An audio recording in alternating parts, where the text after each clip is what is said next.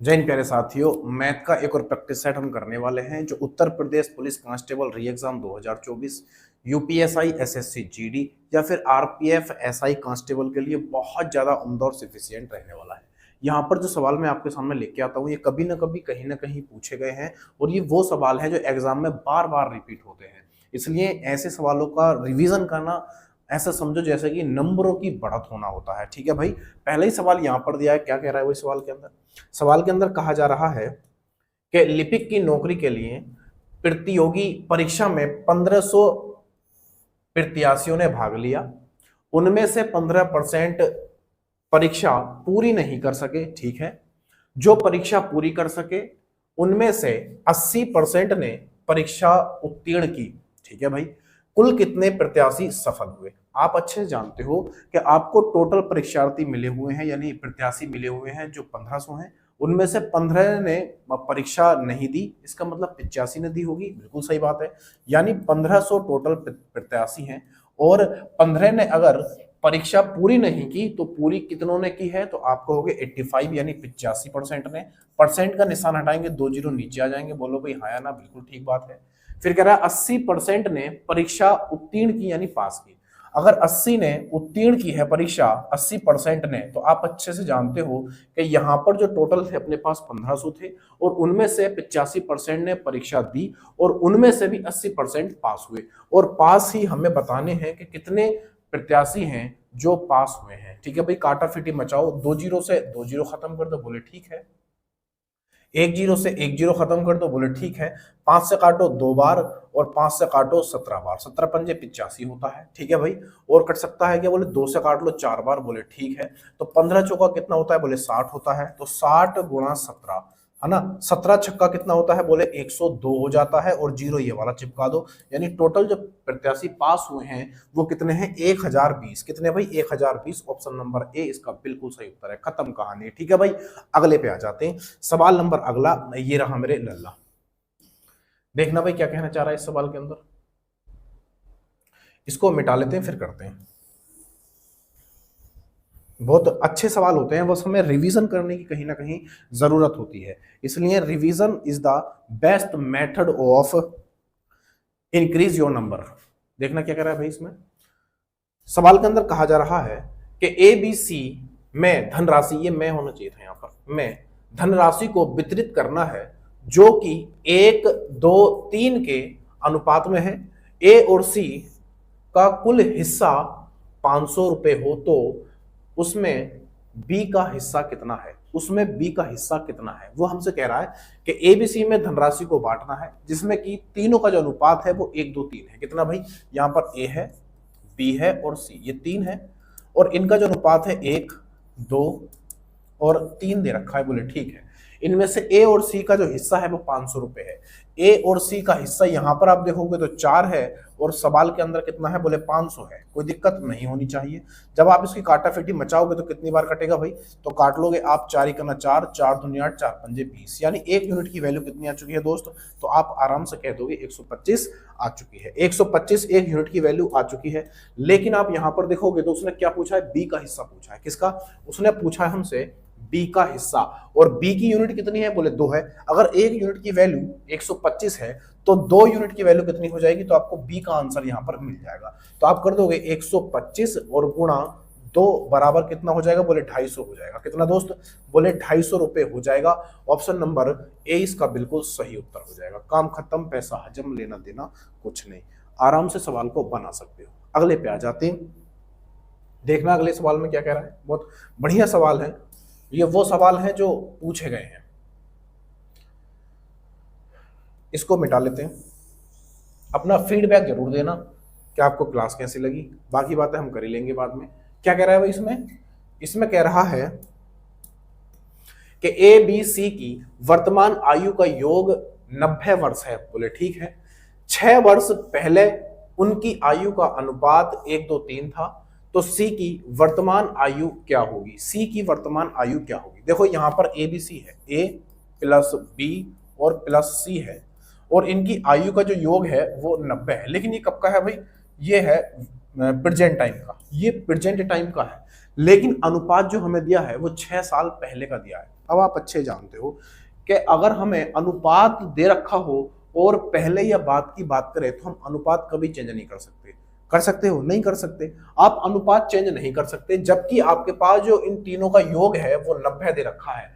अगर मुझे ये 90, इन तीनों की आयु का जो योग 90 है, अगर मुझे पीछे जाना हो, कितना, 6 साल जाना हो पीछे, तो 6 साल मुझे इसकी कम करनी पड़ेगी, 6 साल मुझे इसकी कम करनी पड़ेगी, 6 साल इसकी कम करनी पड़ेगी, 6 साल इसकी कम करनी पड़ेगी, यानी कि 6 या 18 साल मुझे इनकी कम करनी पड़ेगी। जब आप 90 में से 18 कम कर दोगे तो 6 वर्ष पूर्व या पहले, पूर्व 6 वर्ष पूर्व की आयु का योग पता चल जाएगा। आयु का योग पता चल जाएगा। कितना हो जाएगा भाई? तो आप 90 में से 18 घटाओगे तो ये 72 बचेगा। कितना दोस्त? 72 बचेगा। तो 6 वर्ष पहले उस इन तीनों की आयु का योग 72 था, और 6 वर्ष पहले इन तीनों की आयु का अनुपात कितना है भाई? 1 2 3 है। तो यहां पर इन अनुपात में योग निकालने कितना हो जाएगा? 3 2 5 और 1 6 हो जाएगा। तो आप यहां से 1 यूनिट की वैल्यू निकाल लोगे। 1 यूनिट की वैल्यू कितनी आ जाएगी? तो आप कहोगे 12 छंग 72 होता है। तो 1 यूनिट की वैल्यू कितनी आ चुकी है दोस्त? 1 यूनिट की वैल्यू 12 आ चुकी है। अब आपको मिल चुका। उसने पूछी हमसे सी की आयु। तो 1 यूनिट की वैल्यू अगर 12 है तो यहां पर आप देखोगे तो यहां पर सी की जो यूनिट है वो कितनी है? 3 है। और 1 यूनिट की वैल्यू कितनी है? बोले 12 है। तो यहां पर आप जब आप गुणा करोगे तो कितना हो जाएगा? 12 तिया 36। लेकिन ये 6 वर्ष पहले की आयु है, जबकि पूछी क्या है? वर्तमान की। तो 6 वर्ष पहले की है और वर्तमान में जाना, तो 6 साल जोड़ दो इसमें।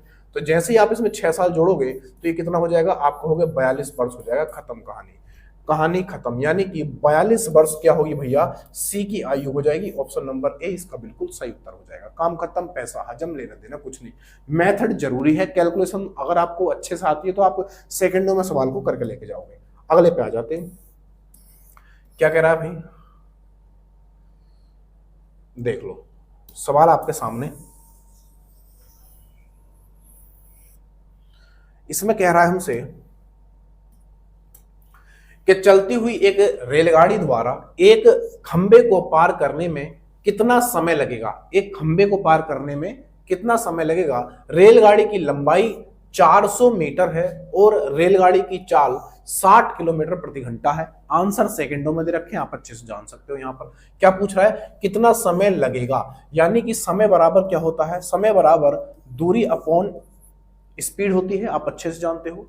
तो आपको क्या चाहिए भाई? दूरी आप यहां पर देखोगे 400 मीटर है, 400 मीटर है, लेकिन यहां पर जो चाल हमें दे रखी है वो 60 किलोमीटर में है, जबकि हमारी दूरी कैसे है? मीटर में है।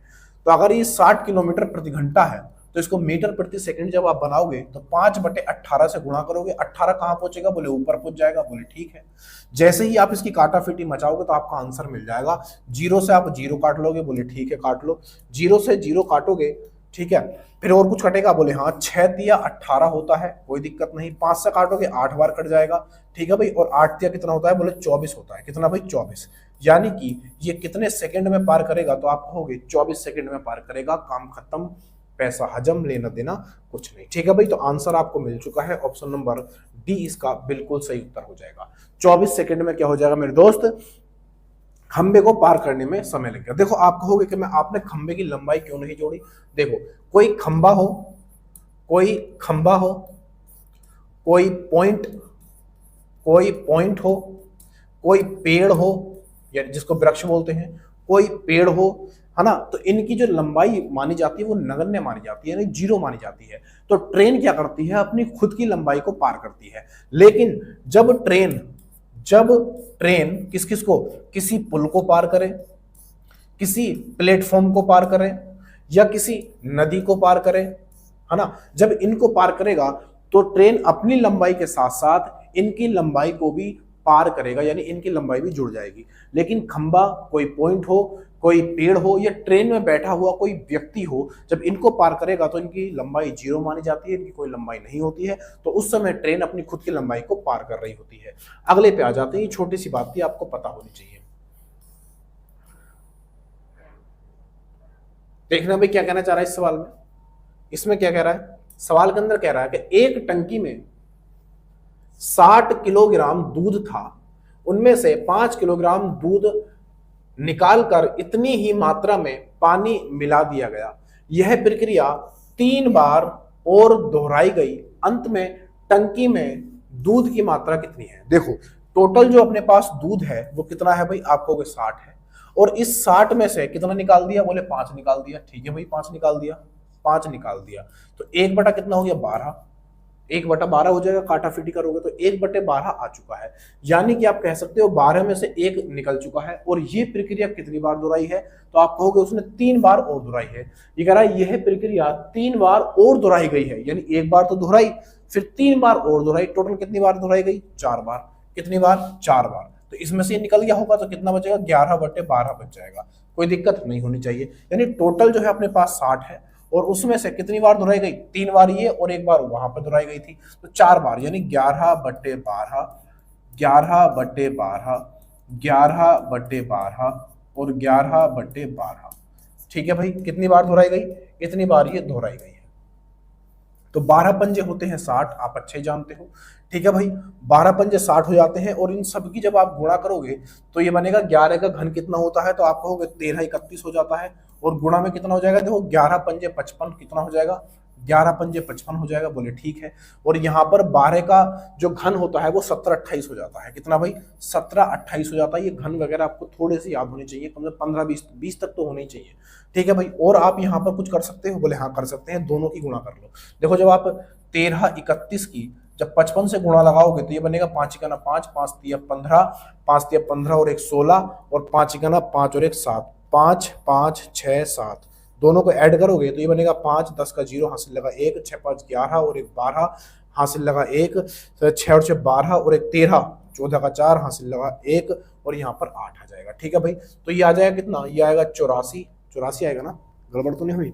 5 का ना 5 और 5 तिया 15 और 5 तिया 15 और 1 16, 5 का ना 5 और 1 6 होना चाहिए दोस्त। यहाँ पर थोड़ी सी गड़बड़ हो गई, मुझे लग रहा था कि कुछ ना कुछ गड़बड़। यहाँ पर 6 हो जाएगा। ठीक है भाई, यहाँ पर 6 हो जाएगा और यहाँ पर भी 6 हो जाएगा। अब देख लो यहाँ पर 5 आएगा। ठीक है, 5 और 5 10, 1 0 हो जाएगा, 6 5 11 और 1 12 का 2 हासिल लगा 1, 6 और 6 12 और 1 13 होगा। ये यहाँ पर कितना हो जाएगा? 13, और यहाँ पर 1 ये 7 हो जाएगा। ठीक है भाई, तो 73 205 हो जाएगा। कितना दोस्त?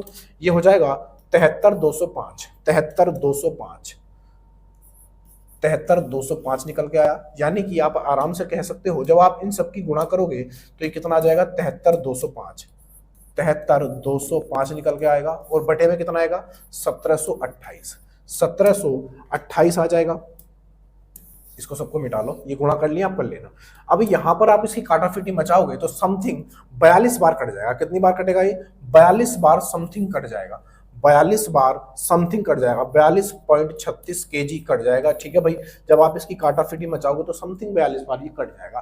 तो ऑप्शन आपको मिल चुका होगा, पहला ही ऑप्शन इसमें हो जाएगा। ठीक है भाई, कोई दिक्कत नहीं होनी चाहिए। 42 बार कटेगा ना, 4, हाँ 42 ही बार कट जाएगा। अगले पे आ जाते हैं, सवाल नंबर अगला। देखो मेथड जरूरी था, कैलकुलेशन तो हार्ड हो या नहीं हो ये बात की बात होती है, लेकिन इसमें कैलकुलेशन छोड़ के मेथड जरूरी है।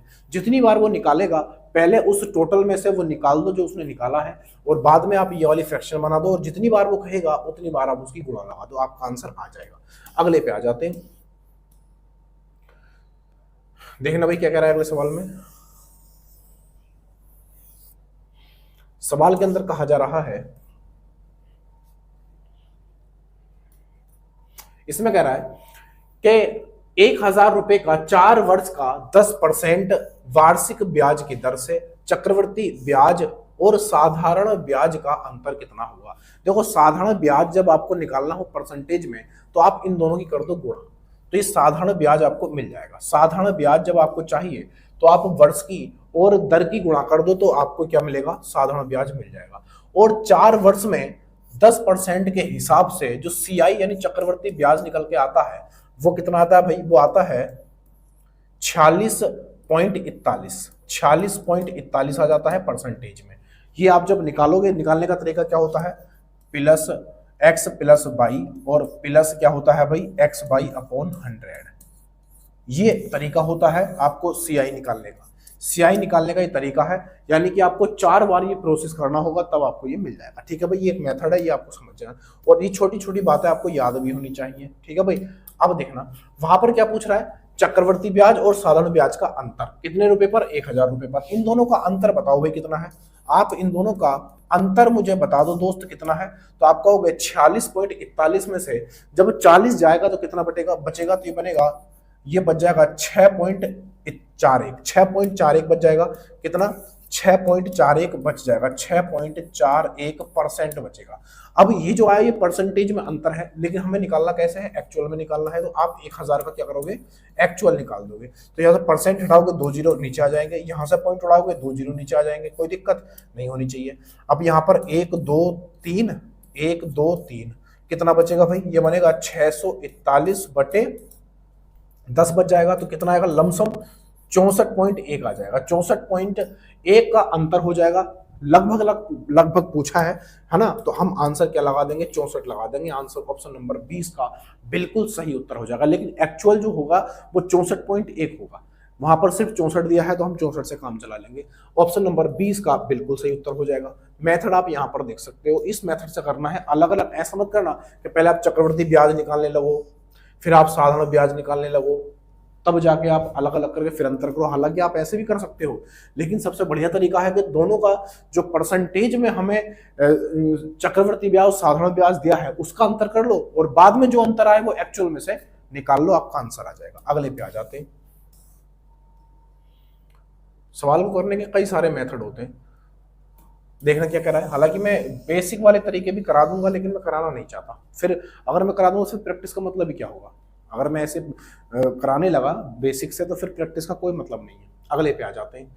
देखना भाई क्या कह रहा है, हमसे कहा जा रहा है कि 1 से 11 तक के सभी संख्याओं के वर्गों का औसत, 11 तक के वर्गों का औसत। देखो वर्गों का औसत पूछा है, जब लगातार संख्याओं के वर्गों का औसत पूछे, यानी वर्गों का औसत, तो ये होता है हमारा n+1 और 2n+1 और बटे में कितना होता है अभी 6 हो जाता है। बटे में कितना होता है, बोले 6 हो जाता है। ठीक है भाई, इसमें रख दो। यहाँ पर जो n है ना वो हमारा 11 है, यहाँ पर जो n हमारा है वो लास्ट वाली संख्या है यानी 11 है। तो आप यहाँ पर रखो 11 और एक 12 हो जाएगा, एक जुड़ेगा तो देखो 11 और एक 12 हो जाएगा, गुणा यहाँ पर 11 दूनी 22 और एक 23 हो जाएगा, 23 और बटे में कितना आएगा, बोले 6 आ जाएगा। और 6 से इसको डिवाइड करोगे 2 बार जाएगा, और 23 दूनी कितना होता है, बोले 46 हो जाता है। तो इसके वर्गों का जो औसत होगा वो 46 हो जाएगा। ऑप्शन नंबर डी इसका बिल्कुल सही उत्तर हो जाएगा, कोई दिक्कत नहीं होनी चाहिए। ठीक है भाई, अगले पे आ जाते हैं। इस चीज को नोट डाउन कर लेना, वर्गों का जो औसत होता है वो होता है n+1, 2n+1/6 होता है। ठीक है भाई, दोनों जगह प्लस प्लस होता है, जिसको ध्यान रखेंगे। अगले पे आ जाते हैं, गलती नहीं करनी है दोस्त। देखना क्या कह रहा है, सवाल आपके सामने।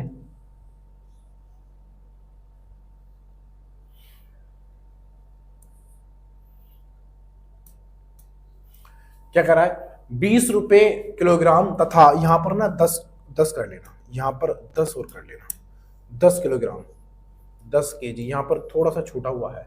10 किलोग्राम की वस्तु को किस अनुपात में मिलाया जाए कि मिश्रण का मूल्य 25 रुपए प्रति किलोग्राम हो जाए। ठीक है भाई, 25 रुपए प्रति किलोग्राम हो जाए। देखो जब दो वस्तुओं से मिलकर कोई एक वस्तु का निर्माण होता है तो वहां पर हम लगाते हैं एलिगेशन मेथड, वहां पर लगाते हैं एलिगेशन।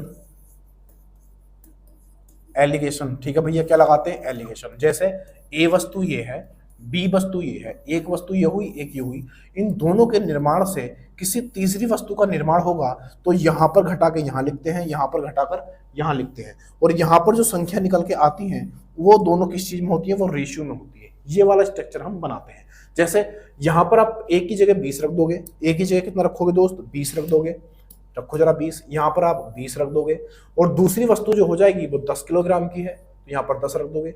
इन दोनों के मिश्रण से कौन सी वस्तु बनेगी, बोले 20 किलोग्राम प्रति, दोनों को जब मिलाएं तो 25 किलोग्राम प्रति हो जाए, तो यहाँ पर आप 25 रख दोगे। ठीक है भाई। अब इसमें से घटा के यहाँ लिखना है, इसमें से घटा के यहाँ, यानी आड़ी तिरछी गुणा सॉरी आड़ी तिरछी हम क्या करते हैं, घटाते हैं, और जो भी निकल के आता है वो हमारा रेशियो होता है। जैसे यहाँ पर आप देखो 25 में से 20 निकालो, कितना बचा, बोले 5 बच जाएगा, अनुपात निकल के आएगा। यहाँ पर आप देखोगे तो 25 में से 10 घटाओ, जब एक संख्या बड़ी होती है तो एक क्या हो जाती है भाई, छोटी हो जाती है। जैसे ये वाली संख्या इस वाली से बड़ी है तो इस वाली से छोटी हो जाएगी, तो कितना हो जाएगा भाई, जब घटाएंगे 20 में से 25 जाएगा, कितना बचेगा, 20 में से अच्छे ऐसे घटाओ, फिर ऐसे घटा दो, तो ये बनेगा भाई 15 बचेगा ना, 15, तो 5 तिया 15, एक अनुपात 5 तिया 15, 5 तिया 15, तो ये आएगा कितना, 3 अनुपात 1 आ जाएगा, 3 अनुपात 1 इसका बिल्कुल सही उत्तर हो जाएगा। 5 से काटोगे तो 5 तिया 15 यानी 3 अनुपात 1 आ जाएगा। ठीक है भाई, कोई दिक्कत नहीं होनी चाहिए। अगले पे आ जाते हैं, देखना भाई ऑप्शन नंबर कौन सा हो जाएगा, पहला वाला हो जाएगा, पहला वाला इसका बिल्कुल सही उत्तर हो जाएगा। अगले पे आ जाते हैं, ये वाला रेशियो जो होता है इसको बोलते हैं एलिगेशन मेथड। ये कई जगह लग जाता है, ऐसा नहीं कि एक ही जगह लगेगा, कई जगह लग जाता है। अगले पे आ जाते हैं, देखना भाई क्या कह रहा है, कोई धन चक्रवृद्धि ब्याज की दर से 5 वर्ष में 2 गुना हो जाता है। अच्छी बात है भाई, क्या कहा कि 5 वर्ष में 2 गुना हो जाता है, उसी दर से वह धन कितने वर्ष में 8 गुना हो जाएगा। बड़ा अच्छा मेथड इसका रहता है। क्या रहता है इसका मेथड, देखो कि एक धनराशि है कोई, मैंने एक माना, और एक धनराशि कितनी हो गई, दुगनी हो गई, कितने समय में, 5 वर्ष में। कितने वर्ष में दोस्त, 5 वर्ष में। बड़ा अच्छा मेथड है इसका। कोई धनराशि है जो एक से डायरेक्ट कितनी हो गई, दुगनी हो गई। मैंने माना 1 रुपया था, वो दुगना हो गया, मतलब 2 रुपये हुए। कितना समय लगा, बोले 5 साल लग गए। अब वो कह रहा है कि कितने वर्ष में कोई धनराशि, यानी कि वही वाली धनराशि कितने वर्ष में वही धनराशि कितनी हो जाए, 8 गुना हो जाएगी। कितनी, 8 गुना। इस 8 को हम कैसे लिखते हैं, 2 के मेथड में लिखते हैं, और 2 की पावर 3 लिखते हैं, 2 की पावर 3 लिखते हैं। अब यहाँ पर जो वर्ष होता है उस वर्ष की गुणा यहाँ पर कर देते हैं, तो 5 तिया 15, यानी कि 15 साल लग जाएंगे, 15 वर्ष लगेंगे उसको 8 गुना होने में। कितना भाई, 15 साल। ऑप्शन नंबर सी इसका बिल्कुल सही उत्तर हो जाएगा। ठीक है भाई, 15 साल लग जाएंगे उसको 8 गुना होने में। काम खत्म, पैसा हजम, लेना देना कुछ नहीं। अगर साधारण ब्याज में अगर पूछता, देखो ये चक्रवर्ती ब्याज में पूछा था, अगर साधारण ब्याज में गुना गुनी वाले सवाल आए तो वहां पर क्या होता है साधारण ब्याज के लिए, वो होता है गुना -1, गुना -1 गुणा 100, गुना -1 गुणा 100, और नीचे क्या लिखते हैं भाई, नीचे लिखते हैं 2। ठीक है भाई, ये एक सादा सिंपल सा मेथड है। अगले पे आ जाते हैं,